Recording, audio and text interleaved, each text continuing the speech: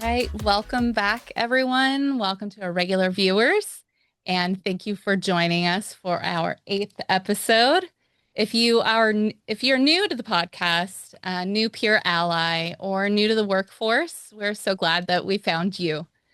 This podcast is for behavioral health clients and consumers, advocates, peers, allies, peer support workers, community health workers, and community stakeholders, where we talk about advocacy, recovery, peer support, and provide education related to legislative changes to statewide policy to empower you as the client, consumer, or ally to lift up your voice as a stakeholder in the behavioral health system.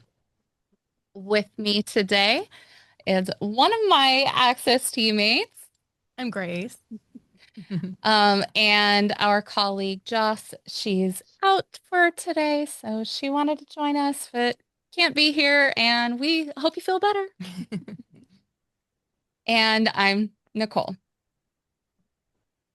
And so today, what we're going to be discussing, we're going to be reflecting on our recent statewide conference a bit here, which we recently had in January, Peering Forward. So we want to continue that conversation, peering forward into the impacts of the BHSA on the peer workforce. And so we have a couple of guests with us today. We have Blia and Nicole. And this is Nicole Scanlan, to clarify. And they're going to be sharing a bit about their programs and the impacts. We had a recent conversation with them, and I just really thought that this would be a great opportunity to continue that peering forward conversation that we were having at our statewide conference and bringing it to everyone on our podcast. So starting with Blia, can you please share a bit about yourself? Yeah, absolutely. Thank you for having me join you guys today. My name is Blia Cha, and I am the program manager for Cal Voice's Workforce Integration and Support and Education University program, also known as WISE-U program. Just a little bit about myself. I identify as having lived experience as a family member. I am a daughter to refugee parents and a mother to a transgender daughter, who, have gone through their own mental health challenges and, just being the main supporter for them. I've learned a lot about myself and just the mental health system and navigation and how to support them, as being part of a community. Prior to working with Cal Voices, I worked in direct services supporting refugee families and did peer support program coordination in Sacramento County for 10 years.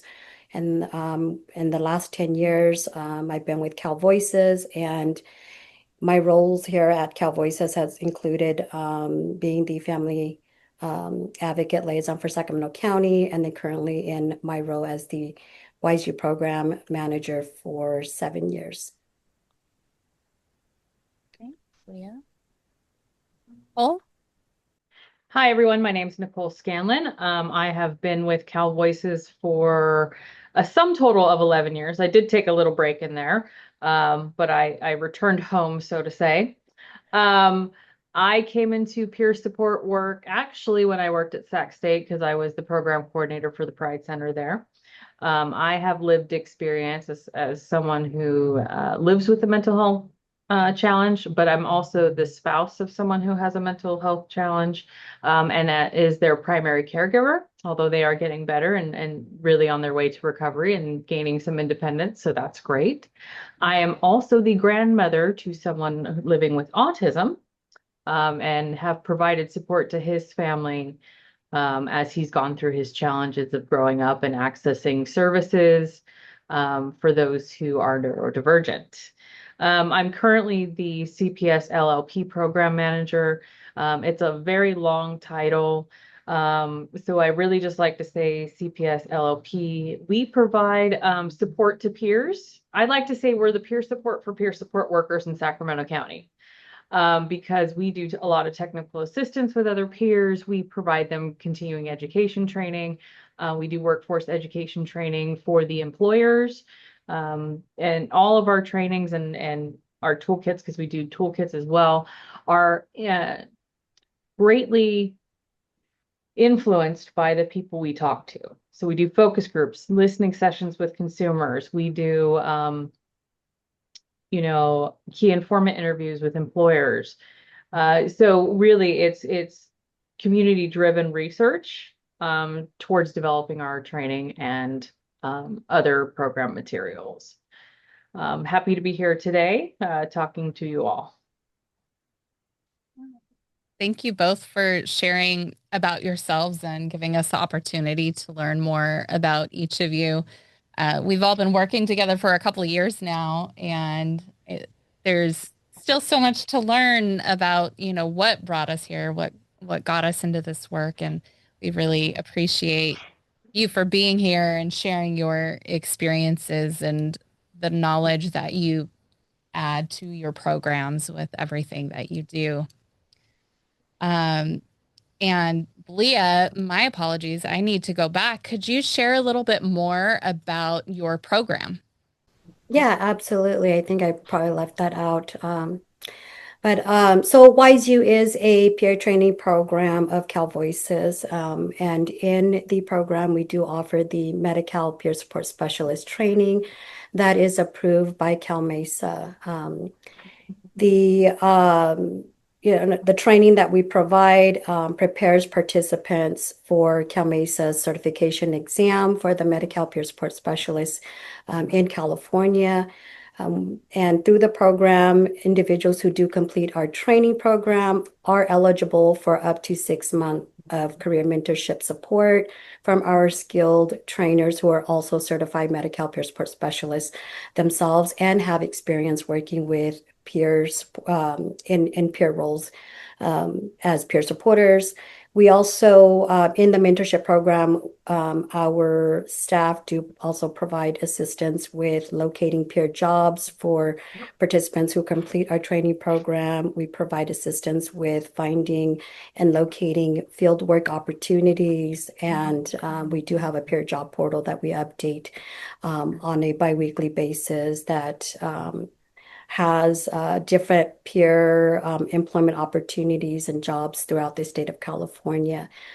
In our peer training program, our course is offered free to California residents, and our training is offered 4 to 6 times a year. We do have rolling applications throughout the year, so there's not necessarily a deadline. Although we do provide during the sessions when we do provide cohorts, we do have deadlines for when those sessions occur. And so our training is delivered 100% online, and it is a portion of the day, 4 hours of the day, we do provide the training live on Zoom. And then the other 4 hours of the day, we do have the training in our learning management system where participants will be actively engaging in independent learning in that online format. Our training is delivered in over a span of 10 consecutive days, totaling 80 hours. So it's pretty much 8 hours per day for our training. And folks can learn more about our program as well as upcoming training calendars by visiting our website at calvoices.org/wiseu. Awesome. Thank you so much for sharing, Blia. No, we've all taken that training. It's an amazing training and it's a great opportunity for peers to advance themselves in this workforce. So thank you both again for sharing your work experience and your personal lived experience. You're both awesome. So we're going to get into some questions now. As you are both engaging with peers in your roles, what are some concerns you've heard from peers who participate in your program activities? as we peer forward and transition from the MHSA to the BHSA? Yeah, so some concerns that we've been hearing from participants who, complete the training or are inquiring about our training and wanting to see if it's, worthy of actually going through the training and what that would look like after they're done with the training. What does the peer, I would say peer profession look like for them? And there has, we've heard folks, who have concerns around um, whether or not there will be peer positions available, just due to the discussions around funding cuts for behavioral health. So there's a lot of concerns around that, specifically for peer services and peer programs. There's also, some peer providers do have uncertainty around or a lack of understanding around some of the changes within county behavioral health, what that's going to look like for some of the peer programs who um, uh, are contracted or have partnerships with the counties and delivering peer programs. When services were still under MHSA, so just that transition and trying to understand what that process looks like and how that's going to impact their programs and funding to continue peer services.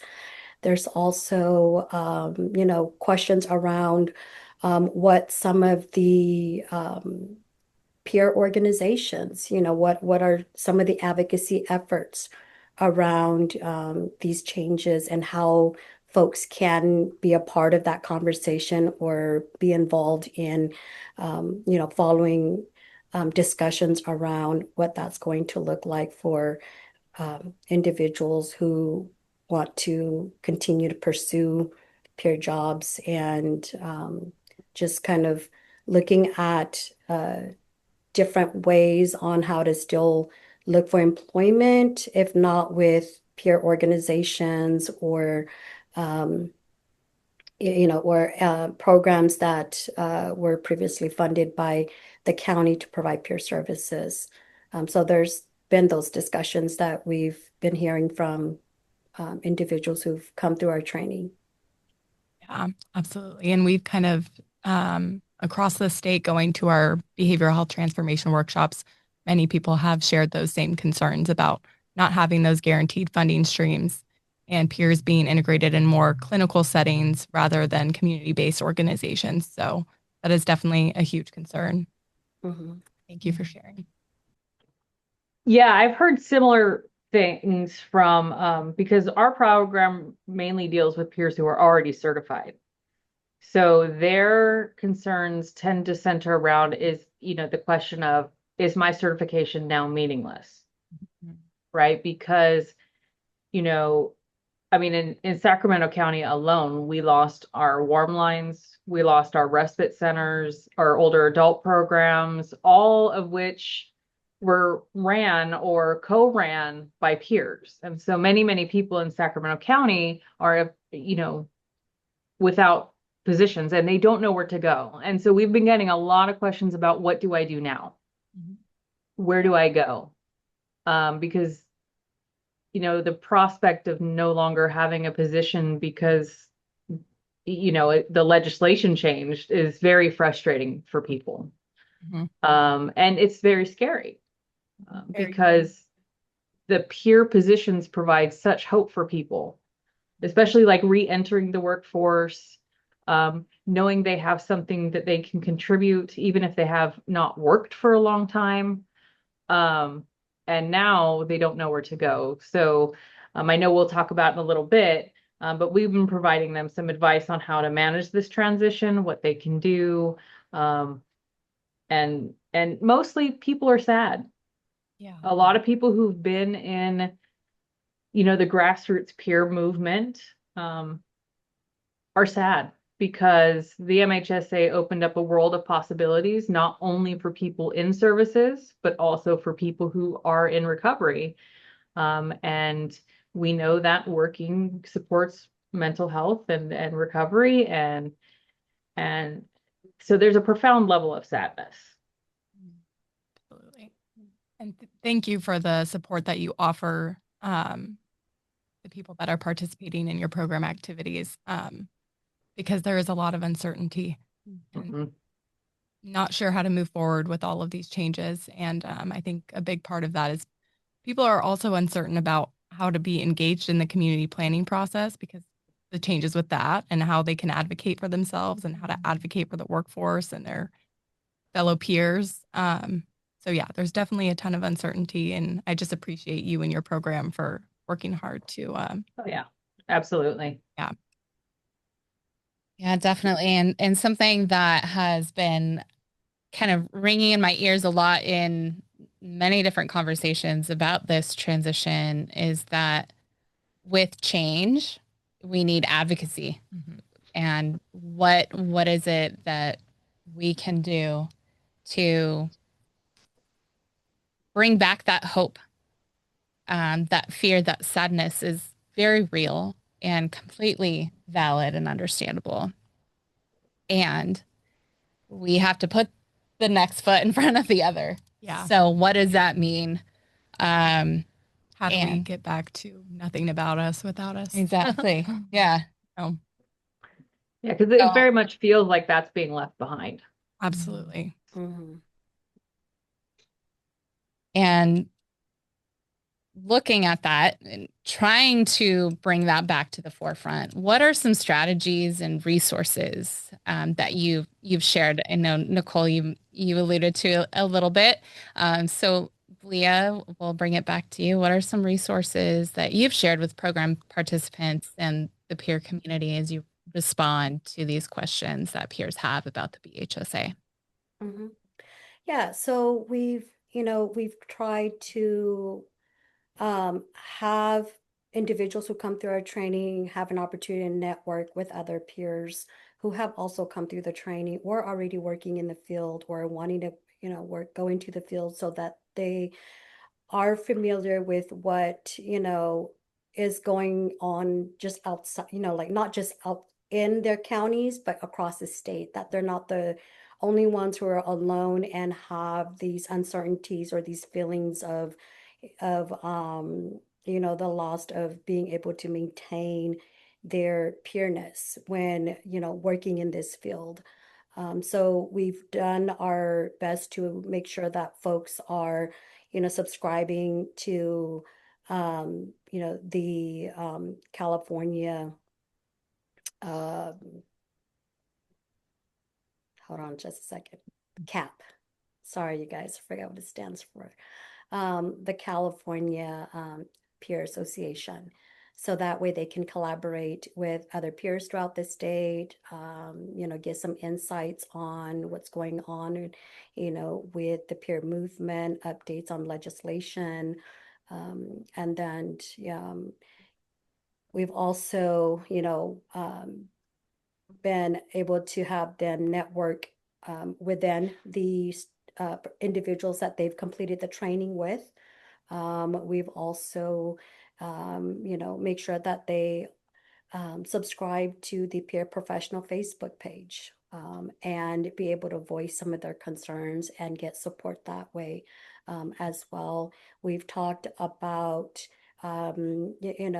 different areas of the system that are now hiring peers, not just specialty mental health, but looking at getting their certified wellness coach certification and working within the school system, looking at substance use disorder counseling certificate for those that are wanting to go into the drug and alcohol services, and just also looking at reentry programs and our justice involved population and how to provide peer support for that population that it's kind of emerging now, is with our justice involved. So just trying to be creative with folks around not just focusing on specialty mental health now, but kind of looking outside of, some of our non-traditional settings and how they're starting to implement. The titles might be a little bit different, but I think, you know, having the requirement of individuals with lived experience to be able to serve, you know, the population that they're, you know, targeting. So those are just kind of some of the things that we've been doing here with the WISE program as we provide mentorship and career support for individuals who complete the training and are, you know, looking for ways to, you know, still be able to give back to the community. Awesome. Thank you for doing that. And I know how busy you are at the WISE program. You always have trainings going on. So doing that on top of what you're already doing for the peer workforce, that's awesome. Similarly, I think we're taking the same path because, I mean, that's the reality. We're all going to have to pivot just a little. And I think Blia brings up one thing about job title names, because there are lots of different job titles, but it's basically peer support services. So I recommend to people always read the description and read your job duties because it very much probably sounds like a peer job. Even though it might be an enhanced care coordinator, right? And so what we've been trying to do in addition to like just pointing that out about the names is also, you know, hey, why don't you can get extra certifications, you can get extra specializations, which may be helpful. We've also been talking to people about the wellness coaches, becoming a community health worker. A lot of people don't know the difference between all these jobs. So we've been doing our best to try to educate folks. You know, if you have substance abuse use issues, you know, there are, as Blia said, you know, different certifications for that. Always stressing that even if you don't get those substance use credentials, you can still work in the substance use system just with your CMPSS because you don't need it, but we always recommend it.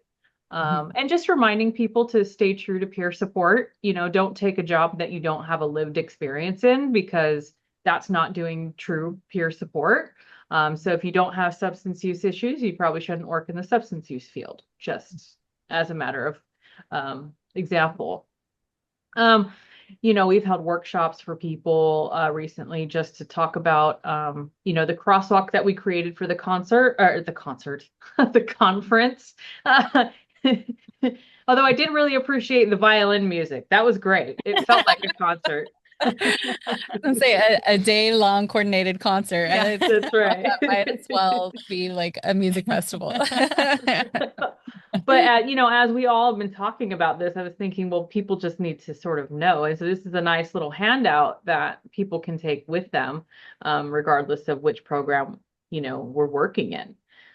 And so I hope we get to distribute that a little bit more and meet people, you know, where they need them the most. Yeah, for sure.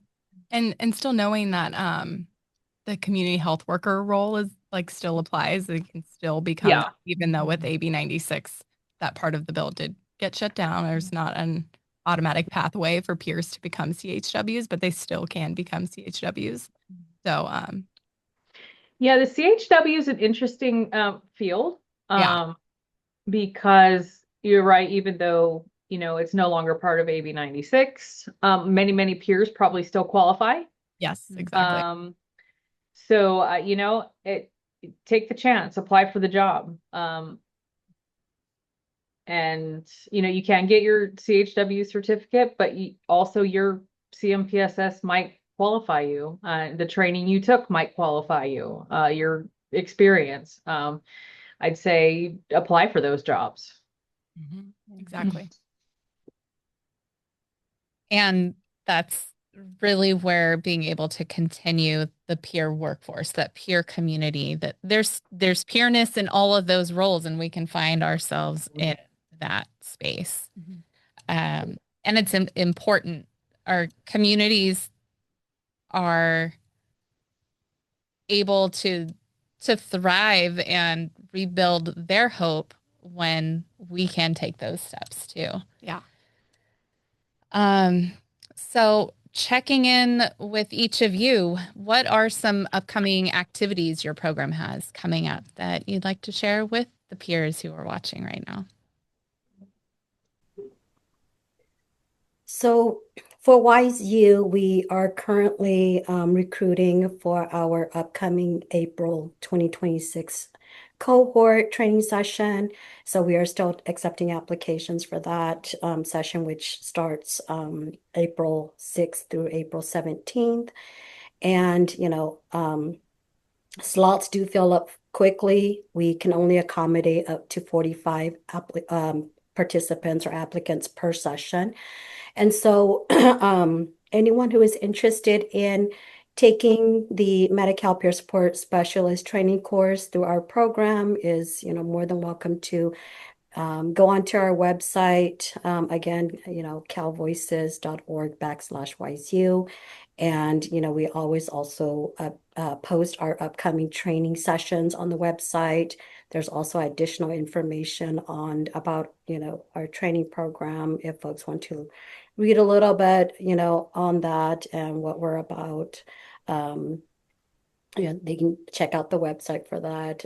Or, if people want to talk to a live person, they can always call our program as well. Our contact number is 916-376-7736.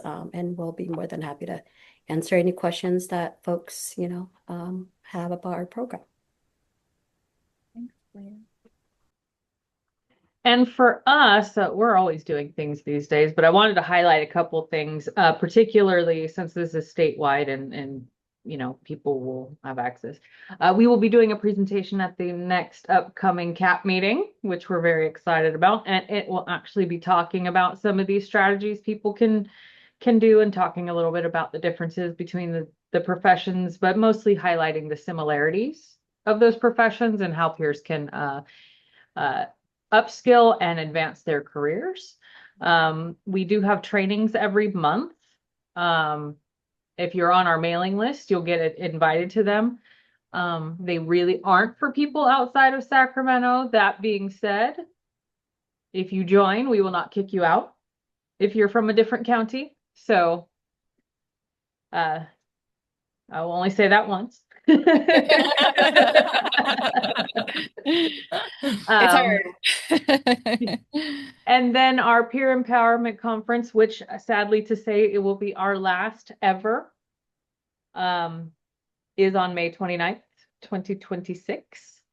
And we look forward to, inviting all Sacramento County peers to come celebrate with us and see us off. Awesome. Thank you both for sharing those upcoming opportunities. I know I'm very excited for that training with CAP. We walked through it a little bit with you and very excited. Yeah.